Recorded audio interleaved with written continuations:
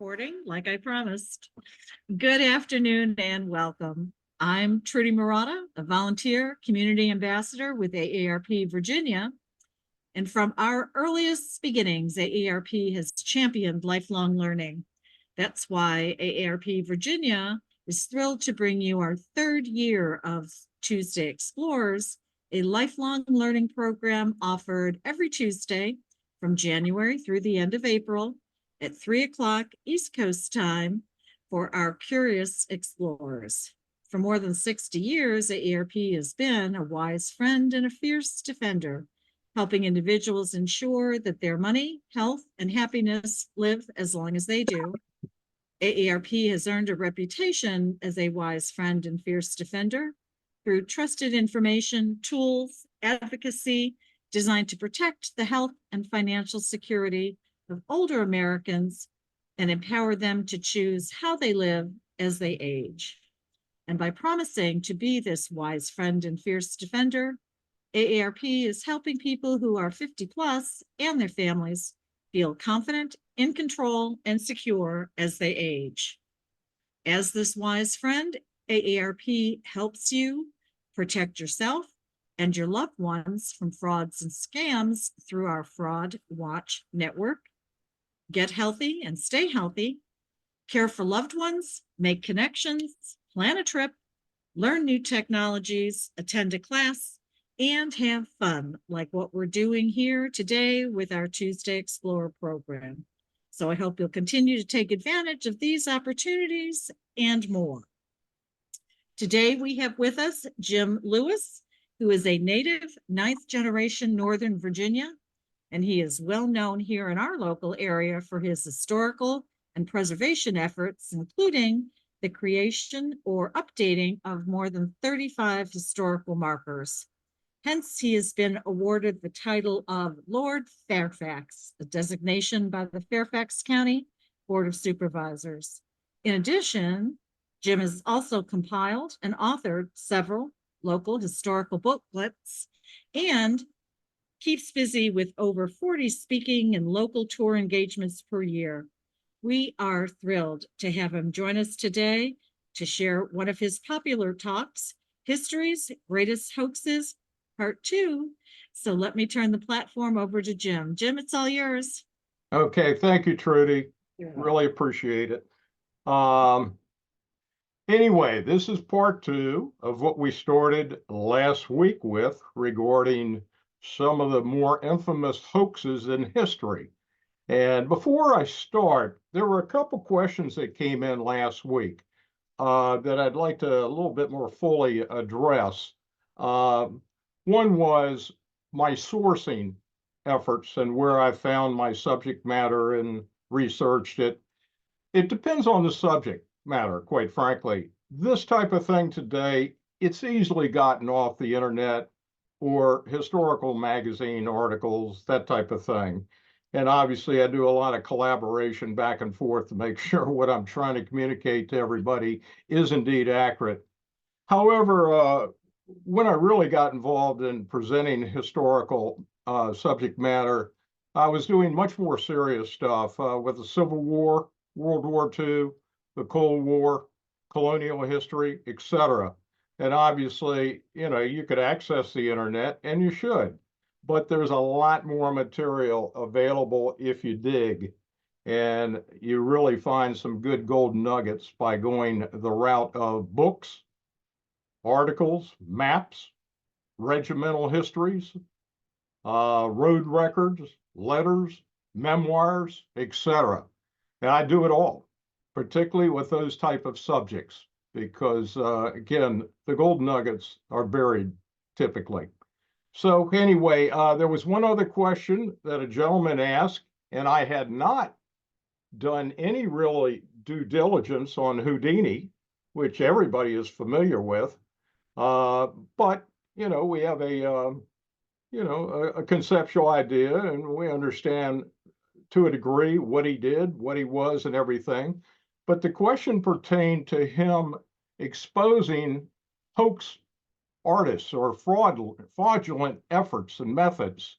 And The answer is, I looked it up as soon as we were done with the presentation, and he was definitely a personal crusader in an effort to expose fraudulent methods.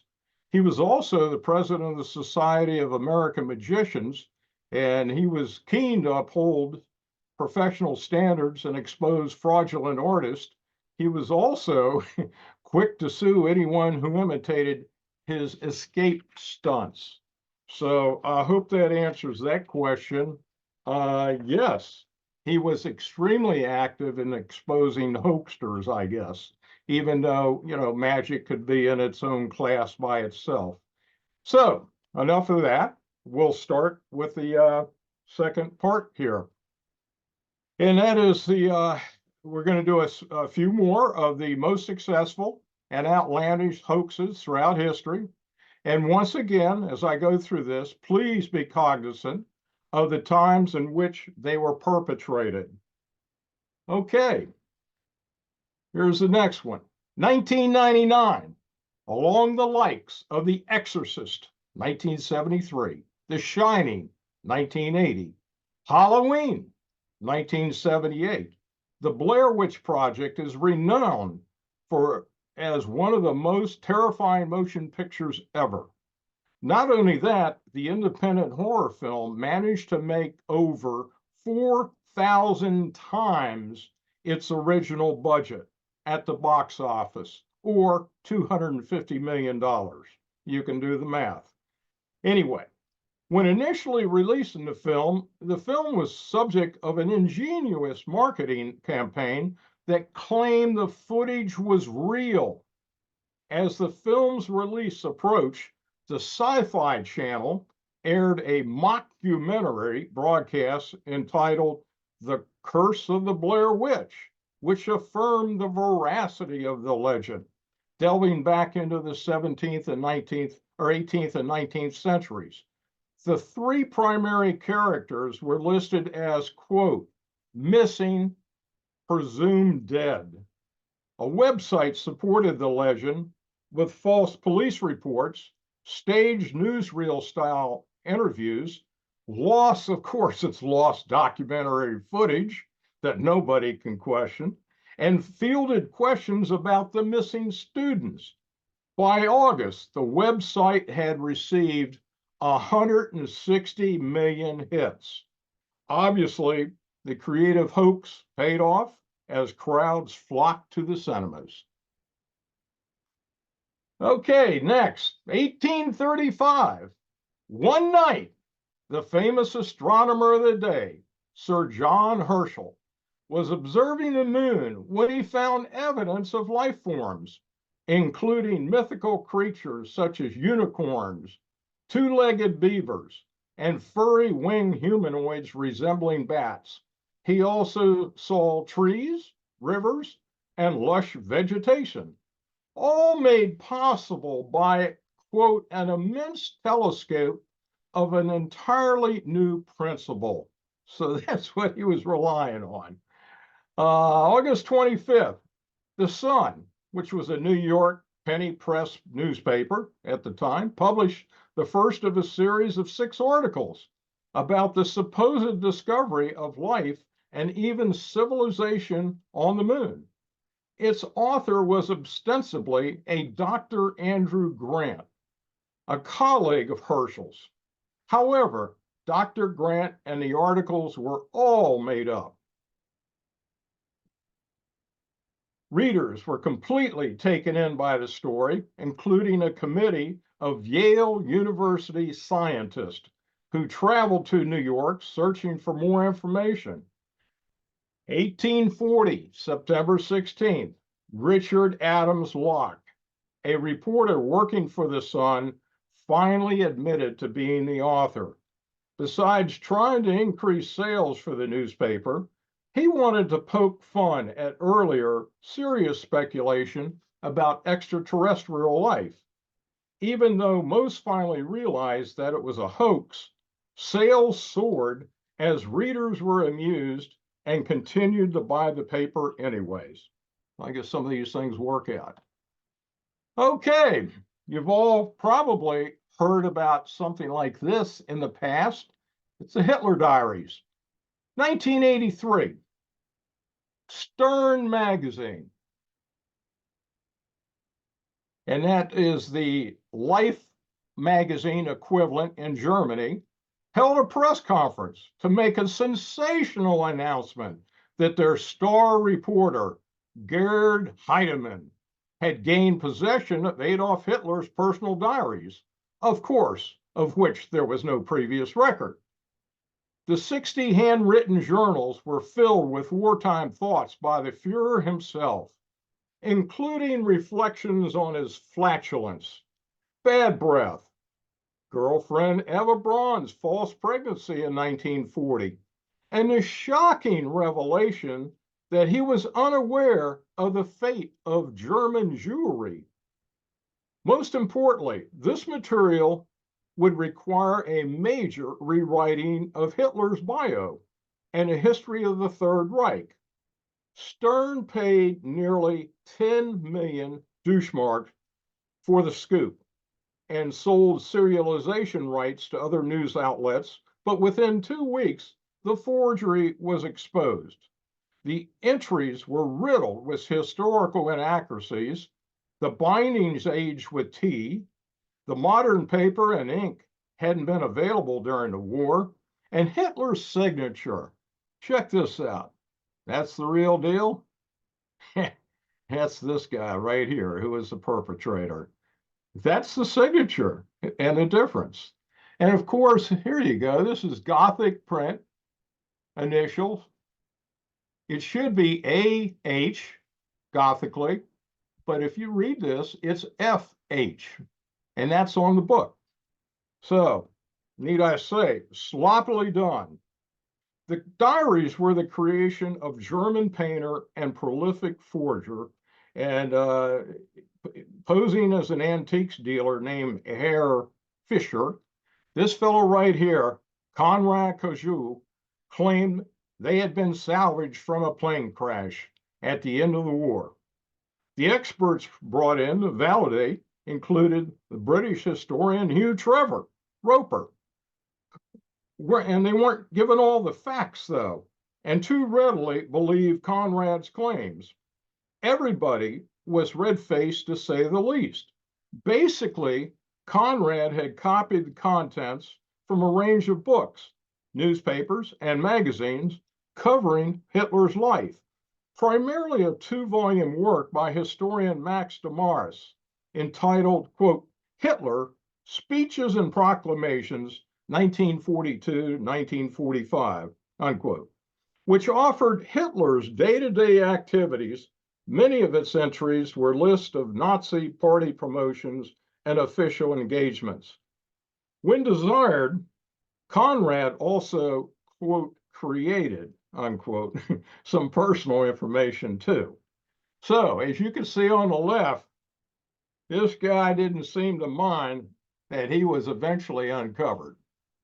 And there he is right there. That's him back in the day, obviously, what he looked like when he perpetrated everything. So let's go on with this just a little bit longer. Both Conrad and Gerd Heidemann. And as you can see, co-defendant, rear left, that's the star reporter. And I'm pointing him out for a specific reason. Why do you think I mentioned Gerd in here? Well, he pocketed over $4.4 million of the diary acquisition money, as he had positioned himself as the middleman between Conrad and Stern magazine. Both would go on trial in 1984, be convicted, and serve 4.5 years in jail. Besides the money, many contend that this was all part of an attempt to spin the Third Reich's history in a more positive light. Not a stretch, as this guy right here, Conrad, he was a closet Nazi who fervently supported the cause. 40 years later, when released from prison, Conrad opened a gallery of his forgeries of Dali, Monet, Van Gogh, and of course, Hitler. 40 years later, the Hitler Diaries hoax is still the biggest scandal to have hit German journalism since 1945. So prolific was the scandal that it spawned a, quote, diary of the diaries, unquote, by one of Stern's 3 editors-in-chief at the time, a host of film documentaries and books, of course, and court cases, along with 1992 satirical film trying to make sense of what had happened. The story went viral internationally as 4 editors in 3 countries were fired. Okay, next. Some of you may be familiar with this fellow called the Turk. Now, 1769, we're going back a ways. This chess whiz automaton made its debut in the court of Empress Maria Theresa of Austria by way of inventor Wolfgang von Kempelen, right here. Here's the fellow that invented everything. And as you can see, here's the Turk, and he's a life-size dummy, complete with turban and a pipe in one hand, and swathed in a colorful robe that was seated behind a large wooden 3-door cabinet, which is right here. You can see the 3 doors.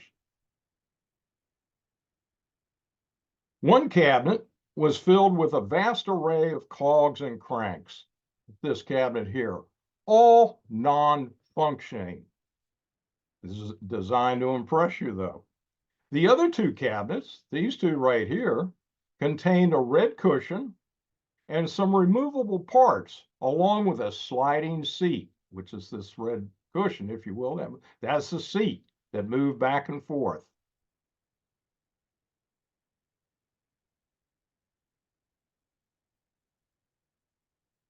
And that allowed a skilled and short chess player to slide between compartments, avoiding detection when one of the doors was open for visual inspection. Magnetic linkages with a clear line of vision through the machine enabled the viewing of the board and management of the dummy. The machine was played aggressively and typically beat the best opponents within 30 minutes. The Turk became a sensation, matching wits with Europe's best by way of a tour that began in 1783. Francois Andrew Donachan Philidor was considered the best chess player of his time. He actually beat the Turk, although he called it, quote, his most fatiguing game of chess ever. In 1804, Kempelen dies, and new owner, German inventor and showman, this fellow right here, Johann Mazel, continued to tour the Turk the rest of his life. Adding a little flair to his exhibitions, Mazel installed a mechanical voice box, allowing the Turk to say check when placing a player in check. In 1809, Mazel's biggest coup was arranging a match with Napoleon Bonaparte. Now, Bonaparte attempted a few illegal moves, surprise, surprise, during the game, which, by the way, he lost. But each time, the Turk simply shook its head and placed his piece back where it had been. 1826, so successful was the tour that it was called to North America, Canada, and Cuba. 1838, Mazel died, and the ruse that had lasted 65 plus years began to unravel. It took 65 years for this to start to fall apart. The Turk was bought by a syndicate of enthusiasts who were interested in unlocking the truth about its operations. And of course, it turned out to be a mechanical illusion. They then exhibited it in Philly before donating it to the city's Chinese Museum. Largely forgotten, it lay dormant until 1854 when the museum caught fire. Now catch this, you'll love this. It was reported that as the flames consumed the Turk, its voice box could be heard wailing, "Shack, shack." Okay. Now, 1896, April the 1st, and this is not an April the 1st joke. The Louvre Museum in France announced that it had purchased a highly coveted gold tiara linked to the 3rd century BCE Scythian king Saturn, and the tiara was 7 inches tall on like a domed helmet structure that weighed over a pound of solid gold. And this cost $200,000 in gold French francs at the time, an enormous amount which only the French government could release. The Imperial Court Museum in Vienna and British Museum had passed on it. When the tiara was put on exhibit, a number of experts challenged its authenticity. The key issue was this thing is in much too good a shape. Amazing state of preservation.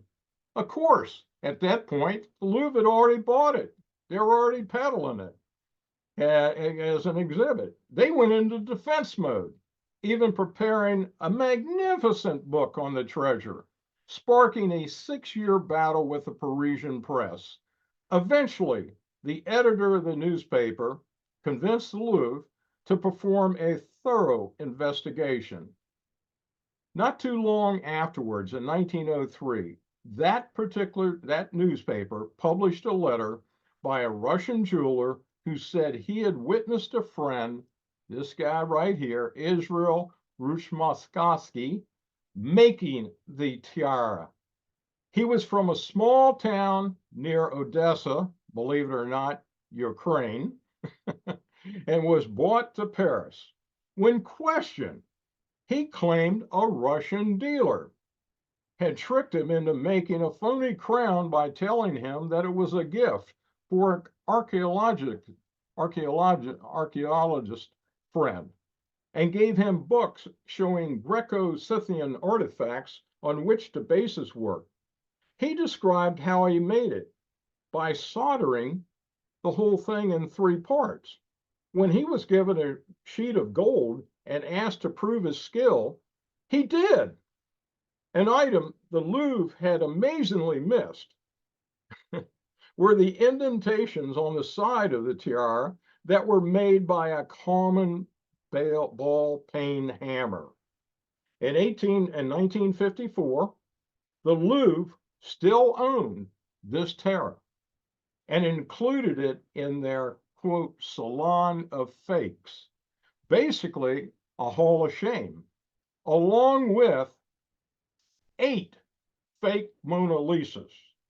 Obviously, this was not the first problem or fake that they had passed on and bought and everything. So there you go. Okay, I think a number of you, I've presented this before, and a few people said, yeah, we've heard of this one. This is the spaghetti harvest. 1950s, only 2 channels were available for British viewers, the BBC and the ITV. Panorama was BBC's flagship news program, boasting a viewership of 10 million. It aired every Monday night at 8 p.m., easily beating out ITV's Wagon Train. 1957, this is April the 1st. BBC viewers watched as Panorama's anchor, the highly respected Richard Dimbleby, right here. He noted that this year's harvest would be especially good since the spaghetti weevil had nearly been eradicated. The segment was so good that even the BBC staff members had to run and go research the topic in the Encyclopedia Britannica at the time. The network was immediately flooded with calls from viewers asking how could they grow their own spaghetti? To which they received the following response, quote, place a sprig of spaghetti in a tin of tomato sauce and hope for the best, unquote. It's unclear how many people realized it was a joke or whether some sorry saps actually tried this. At the end of the day, BBC informed its viewers that this whole thing was a hoax. Why was this thing so successful? I mean, come on, give me a break. Can't you look at this and see that something sniffs wrong? Anyway, at the time, spaghetti and pasta in general were particularly well known in the United Kingdom and considered were not particularly well known in the United Kingdom and were considered an exotic delicacy by those who actually were aware. BBC reporter Charles de Jager turned out to be the instigator of the hoax, remembering one of his teachers often teasing his class with, quote, you'll love this, boys, you're so stupid. You'd believe me if I told you that spaghetti grows on trees. So that's the genesis of how this came around. Afterward, BBC was criticized for taking liberties with the trust of its viewers, and its Panorama program never tried another one, although it did inspire others. However, it arguably pulled off one of the greatest April Fool's jokes of all time. In America, Jack Paar and eventually Johnny Carson would also air the hoax. 10 years later, CNN would say that this was the biggest hoax ever made by a trusted news organization and perhaps the first time in television history. So, okay, Cardiff Giant, 1860, a year before the American Civil War started. A group of stoneworkers uncovered the body of a vast giant right here. He was 10 feet tall, weighed nearly 3,000 pounds. Here he is being exhumed, and here he is obviously exhumed. The story quickly became a sensation, and people flocked in to see the bizarre find, with landowner William Newell, right here, charging them 50 cents each. And you could see the crowd up here. This is part of the visitation that's going on. This didn't seem too far-fetched. Excuse me. Most believed that it was without a doubt the mummified remains of a giant. Now, this didn't seem too far-fetched at the time, as the Bible stated in Genesis 6:4 that, quote, there were giants in the earth in those days. The debate over whether the words in the Bible should be taken literally was at its peak as science and religion frequently clashed. The giant was, in fact, a fraud concocted by, I'm sorry, this fellow here, George Hall. He's the guy that dreamt all this up. And working with Newell, the landowner, he was a staunch atheist and skeptic. Hall had devised a scheme to embarrass those who took the Bible literally. So impressive were the revenues and publicity generated by a number of newspapers that famed circus impresario and showman P.T. Barnum tried to buy it. When turned down, he commissioned a sculptor to build an exact replica and began displaying it at his Manhattan Museum as the real thing. Now, Newell and Hall finally sold a 3/4 stake of their Cardiff Giant for $30,000. Over the next few weeks, more experts converged on Cardiff to inspect the new wonder. And the death knell for its authenticity occurred when famed Yale paleontologist Nathaniel Charles March, who only needed a passing glance at the giant to pronounce it, quote, of very recent origin and a most decided humbug, which is another word for hoax. The clumsy chisel marks on the gypsum stone didn't help either. So in 1870, the ruse finally crumbled when the newspaper printed confessions from the new Chicago sculptors who had first chiseled the giant into being. In 1880, the giant was finally sold to the Farmers Museum in Cooperstown, New York, where it resides today. And there's a marker for where the Cardiff giant sits. Okay, 1812. American inventor Charles Redheffer unveiled a perpetual motion machine in Philly, Pennsylvania, which the laws of physics state is impossible. It created quite the sensation, and he was able to make thousands of dollars by charging high prices for its viewing. When Redheffer applied to the government for more money to make a larger version, a group of 8 city commissioners were sent to examine the machine.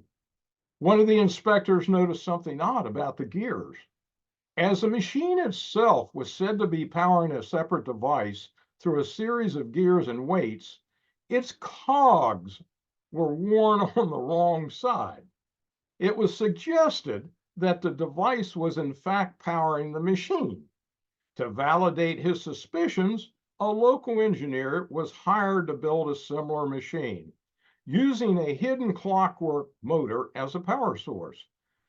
When this was demonstrated to Redheffer, he couldn't understand how it worked and offered to buy it so he could figure it out. Anyway, his ruse revealed in Philadelphia, Redheffer bails and moves on to New York City, where he's still an unknown, so he sets up shop again. He altered the machine somewhat, though, so that it could not be detected as easily and exhibited as he had done in Philly, also gaining a lot of attention. Then a mechanical engineer, a fellow by the name of Robert Fulton, right here, went to see the machine. He noticed the machine was unsteady, as if someone was driving it manually and irregularly with a crank. He also detected the sound was uneven, unlike most machines. Sniffing a hoax, Fulton, who was also an inventor, challenged Redheffer in front of a crowd, claiming he could expose the secret power source. Pressured by everybody that was looking at him, Redheffer had to accept. Fulton immediately removed some boards from the wall alongside the machine, which exposed a catgut cord that led up to the upper floor. Upstairs, he found an old man who was turning a hand crank with one hand and eating bread with the other. Spectators realized they had been duped and destroyed the machine.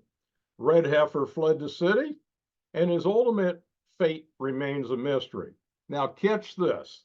This is our infamous government at work. In 1820, ironically, the U.S. Patent Office granted Redheffer a patent for a device listed as, quote, machinery for the purpose of gaining power, unquote. Go figure. Okay, I just watched this movie the other night. It's great. Casablanca. We all know about Casablanca, right? Maybe not. The American romantic drama film, set in late 1941, is generally considered to be one of the greatest films of all time, with its classy script, superb music, great direction, and incredible on-screen chemistry between a young Ingrid Bergman, right here, and of course, Bogey, Humphrey Bogart. And this is the movie poster, obviously. The movie centered on a popular nightclub and gambling den called Rick's Cafe, American, right here, where a long trail of refugees were trying to find or buy visas to get to the United States while it was still neutral before WW2. The nightclub, owned and operated by Rick Blaine, which is Humphrey Bogart, right here, and it was rampant with pickpockets and swindlers who were there to prey on the refugees. However, and here's where we get into some things you might not be aware of. Most are not aware that Casablanca was not an original story. It was an elevated adaptation of an introduced unproduced play known as Everybody Comes to Rick's. And the film's universally acknowledged success would play into a infamous hoax. Here's the hoax. 1982, literary trickster Chuck Ross decided to resubmit the script to contemporary film studios for their consideration. And when he did so, he changed the title back to that of the play, Everybody Comes to Rick's, and he sent the script to 207 agencies. Of the 85 who actually read it, only 33 recognized it. 40 rejected it for reasons such as, quote, too much dialogue, not enough exposition, and the storyline was weak, unquote. And perhaps the most damning rejection was one that suggested the young writer, quote, come up with an action adventure type of thing. I mean, TNA, and you know what I'm talking about. So there you go. That was the hoax associated with this. Now, the next one, everybody has heard about, but I think I'm going to put a spin to this thing that you may not have heard about. 1938, October 30th. Now, this is Halloween time, Sunday evening, and prime time in the golden age of radio. Here we go. It's no TV. So everybody's listening to radio. Most were listening to ventriloquist Edgar Bergen and his dummy, Charlie McCarthy. Believe it or not, I'm old enough to remember this. I wouldn't doubt a number of you all do too. So anyway, and what happened was that they were on NBC and they only turned to CBS at 8:12 p.m. after this comedy sketch had concluded to the Mercury Theater on-air Halloween episode. By then, the Martian invasion was well under the way, directed and narrated by Orson Welles, which everybody recognizes, just 23 years of age at the time, and already well known as the voice of the Shadow in the hit mystery program of the same name.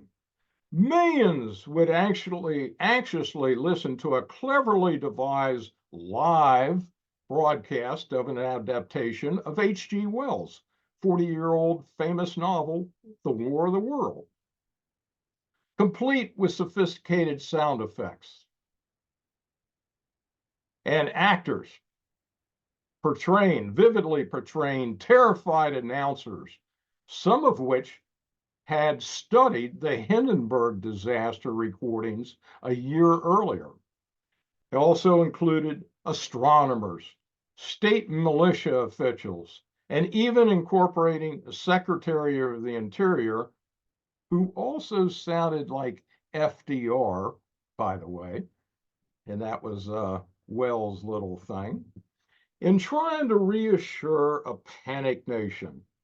Now, the story, real quick, it just regarded an extraterrestrial army of giant squid-like creatures, which had landed on a farm in Grover's Mill, New Jersey, mounted walking monster war machines, which is what you see here, killing thousands of Earthlings, including 7,000 National Guardsmen, with heat rays and black clouds of poison and smoke as they steamrolled into New York City, only to succumb to earthly germs of which they had no immunity. Okay, why was this thing so successful? Well, those who turned in at 8:12 missed the intro. and that had incorporated a disclaimer. The script was lopsided, with 2/3 of the material in Act One, and it was devoted to news bulletins at an increasing pace and intensity about the so-called Martian invasion. This is all Wells stuff.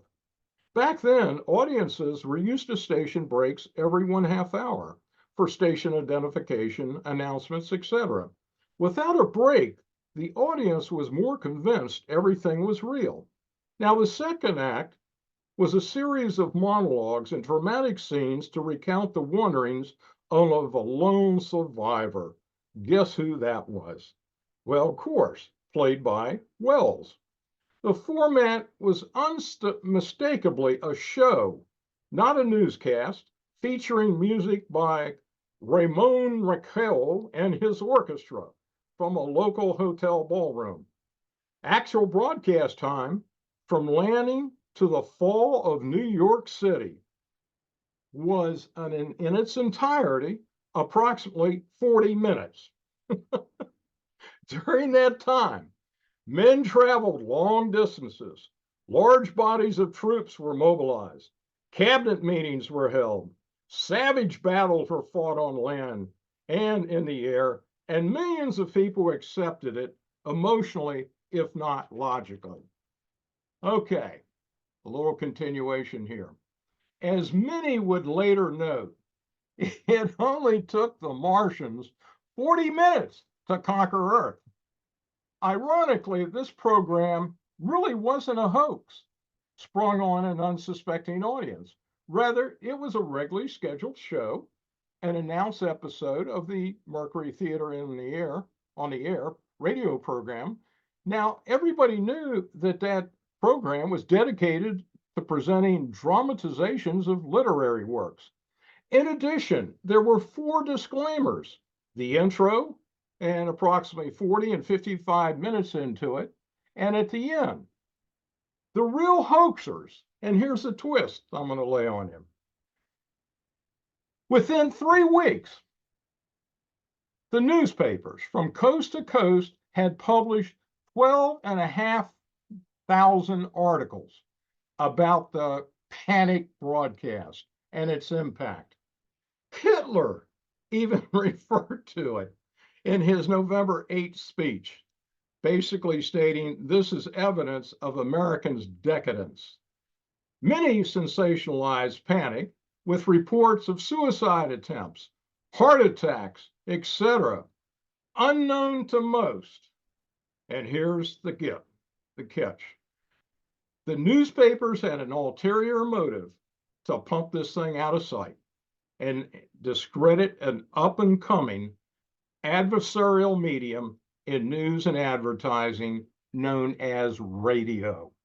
Contrary to popular belief, there were no deaths or serious injuries. The FCC investigated, but did not sanction CBS or Wells. There was no law was broken. The networks only agreed to be more cautious in the future. Now, Orson Welles would later say, and he had a lot of things to say about this, by the way, but this is a great quote. If I had planned to wreck my career, I couldn't have gone about it any better. Now, here he is in a hastily arranged press conference with the press, reporters in the CBS building, explaining what had just occurred. The program formed kind of a crucible for Orson Welles, out of which the wonderkind of the New York stage exploded onto the national scene as a multimedia genius and trickster extraordinaire. So impressed were the studios with the panic broadcast that it helped Welles land a contract with Hollywood's RKO Pictures shortly thereafter. 1941, Welles would direct, write, produce, and star in Citizen Kane, a movie that many have called the greatest American film ever. Now I'm going to ask, this is just something I'll lay on you, and then I won't hear back from you, but does anybody know what the last word was in this movie? That's a great trivia question. And when I presented this a couple of weeks ago, there were two people in the audience that knew that word. Anyway, the War of the Worlds endures for the way it engaged the audience. The result, the audience accepted the storyline as outrageous as it was. On the right, here's a plaque that still stands there today, commemorating the landing site in West Windsor, New Jersey at Grover's Mill. Okay, this is the last one. You all have heard about this, but I think I'm going to give you some twists and turns that you may not be aware of. Bernie Madoff. How could you leave this guy out? You'll understand why, and I'm finishing up with him in this presentation. 1960, Bernard Bernie Lawrence Madoff founded a penny stocks brokerage, which evolved into the Bernie L. Madoff Investment Securities, LLC. Two basic units were involved in the company. There was a legitimate stock brokerage, which was managed by his sons, Mark and Andrew. And Bernie managed the asset management business, which he tried to keep low profile. Success really came when he and his brother Peter built a computer trading software program, which laid the foundation for today's trading platforms.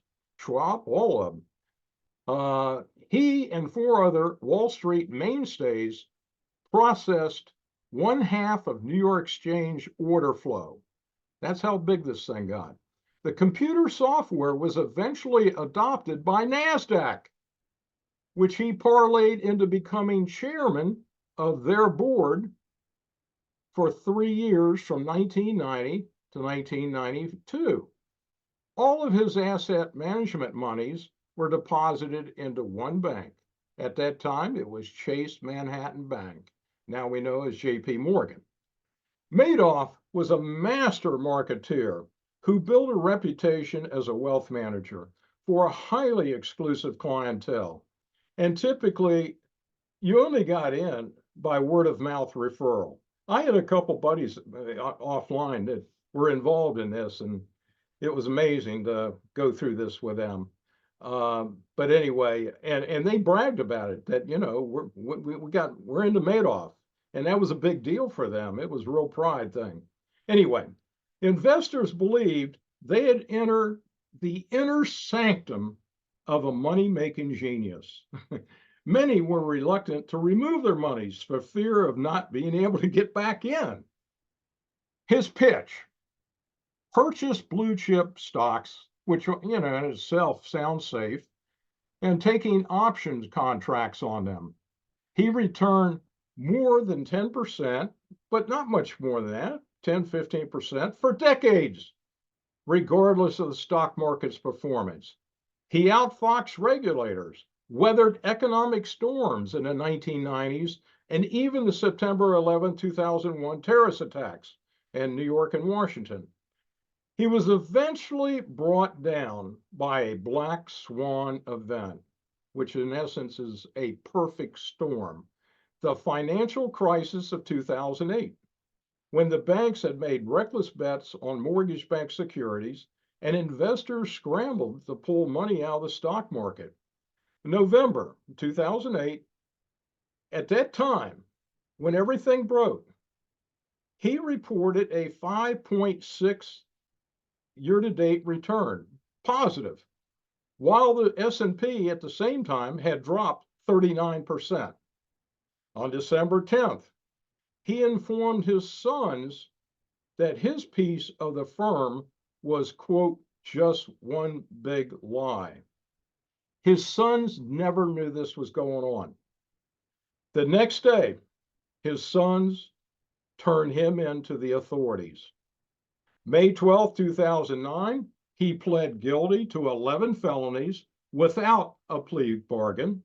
He knew he was toast. The fraud that he perpetrated was estimated, and this is what was filed, to be $65 billion. Now, that number is significant, and it's made up of two other numbers. 20 billion were actually taken from investors. The rest, 45 billion, was fabricated. Because what they would do, they would concoct statements that would go religiously to their investors, showing transactions and showing resultant increase in their balances. So 45 bill was totally fake. This is the largest Ponzi scheme in history. Now, let me give you some relevance. Those that are involved and have heard of cryptocurrency may have heard about Sam Bankman-Fried.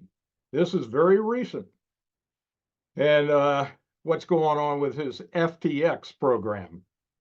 Anyway, Fried, I will say, I mean, he put the screws to a lot of people, obviously, but he only took 8 billion from people versus Bernie taking 20 bill. So gives you some relevance there, context, if you will. Now, Madoff was sentenced to 150 years in prison and ordered to forfeit $170 billion of his assets. Obviously, everything was sold. And after serving 11 years, he refused dialysis and died in prison at 82 years of age in Butner, North Carolina. His son, his oldest son, killed himself on the second anniversary of his father's arrest. And his youngest son, Andrew, died of cancer. Andrew had had cancer before, but it went into remission. And Andrew, to his dying moment, blamed the cancer coming back for his death on the stress of his father's crimes for its return. So maybe you heard something a little bit different there with regards to the Madoff thing. Let's wrap this up. So there you have it. Some of the craziest and most successful hoaxes of all time. Obviously, hoaxes continue on to this very day, courtesy the likes of Charles Ponzi and everybody else, and have increased by use of the social media, which is a perfect medium for it, where one doesn't even have to disclose oneself. Given inert human traits such as goodwill, naivete, greed, fear, and anxiety, and a difference to authority, such as your doctor, lawyer, your bank, etc., one can count on them being continued. In addition, here is an astute observation by the renowned huckster and hoaxer P.T. Barnum. He believed, quote, the American public was willing, even eager, to be conned, provided there was some entertainment in the process. Hence, it might be prudent to be cognizant of those traits and Barnum's comment as we all grapple with our own day-to-day living. I hope you've enjoyed the journey as much as I've had in researching and presenting the material. It's been my privilege. Thank you. Very good. Thank you, Jim. You're welcome. Let's go back to Orson Welles and War of the Worlds and see how smart our Tuesday explorers really are. The word that kept coming up in chat when you asked what the last word was in the broadcast, did it have something to do with a sled? Yep. And might that word have been rosebud? That's the word. See, You team, all- I knew you were smart. You all, here's the reason. That was the last word. William Randolph Hearst. This movie was about William Randolph Hearst. As a matter of fact, Hearst never talked to Wells because he was so upset and mad because everybody knew who this movie was about. And it was a media empire that Hearst built and all of that. And of course, Wells was playing his character. Well, obviously, one thing begat another, and corruption starts, and typical stuff that we've talked about here for the past hour. And at the end of the movie, Orson Welles uttered that word, rosebud. And what that meant was this: it was the last memory he had when he was innocent. he was in the innocence of his life. From there on out, real life started hitting him. So it was his sleigh that he used, during the snow and all of that. And that's when he was just a young child, innocent, and all of that. And afterwards, things started to pile up. So that's why, and that's the importance or the reason for Rosebud being uttered, which I thought was a perfect way to end it. It is perfect. Yeah. And I've got one other question. We talked about the Madoff family. I'm assuming that his wife is no longer with us either. Is that correct? I tell you what, she was involved. And that was a big part of what was going on. She was the one they dated, and she helped him set up his original brokerage. They married very young, and I don't know. I don't believe she's still alive, but I can't say that for sure. So they went after her too, and they went after. It's called clawback. And that is, the attorneys that they hired to go back after all the money that was taken, which was in essence $20 billion. I think it's all been clawed back, which is incredible. That never happens. But they were so good at going after everybody, and they were able to acquire, claw back the monies from the richer folks that had taken money out and everything, and they were able to bring everybody up to ground zero. Now, nobody made any money, basically, except for the banks and the attorneys, as you might expect.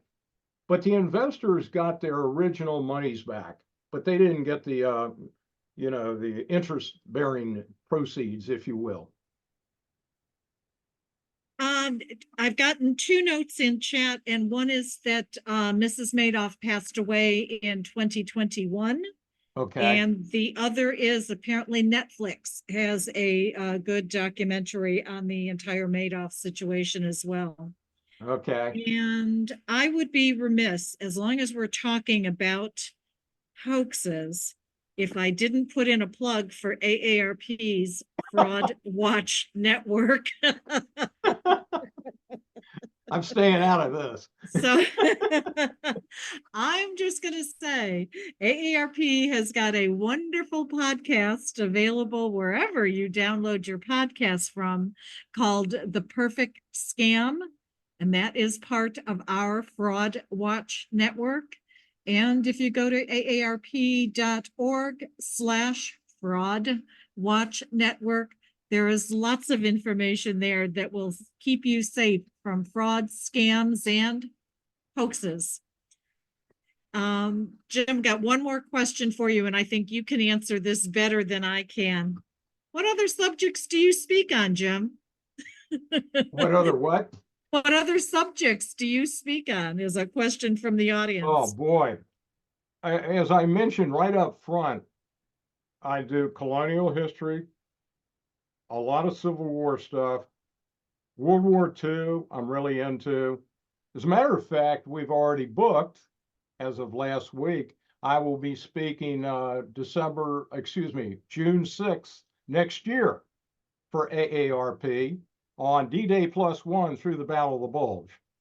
Now, I went over there for a tour. I took 1,000 pictures and came back, did a lot of research, and put together a presentation on that. So I do that. I've done some really cool Cold War stuff, of which a lot of this I presented on AARP. And then I went off the plantation with this kind of stuff. One of my buddies died, and he always presented eclectic material. Jack the Ripper and spaghetti western with a wah-wah girl and all that stuff.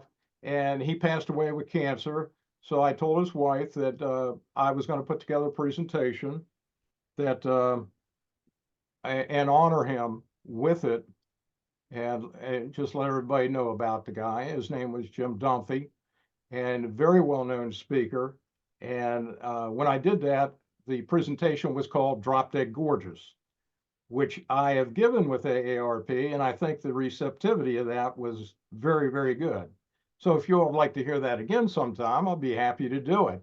And it pertains to the 13 deadliest fashion trends in history. So, I mean, it's not Civil War, it's not World War II, but it was a lot of fun to do, and people loved it. As a result of that, I had such fun. I said, I'm going to do another one of these eclectic jobs. So hence these hoaxes came up, and I've had a lot of fun doing that too. Well, make sure your operators are standing by because we'll be calling you Okay, for thank more you. presentations. Well, So thank everybody for attending. I really appreciate it. on behalf of AARP Virginia, I'd like to thank Jim for joining us and for going off the ranch and talking about other subjects this time around. Our Tuesday Explorer program will be off next Tuesday, but we will be back on Tuesday, March 26th, with a program on the stories behind the headstones at Arlington Cemetery. So please go to aarp.org/Virginia events to sign up and register for our next program, which will be again Tuesday, March 26th. I'm going to miss y'all next week. I don't know what I'm going to do Tuesday at 3 o'clock, but I'll find something to keep me busy. But I look forward to seeing all of you back here again Tuesday, March 26th, 3 o'clock East Coast time. Thanks for joining us today. I've had a ball. Jim's had a ball. I think we all had a great time. Thank you, Jim. Thank you, everyone, for joining us. Thank you.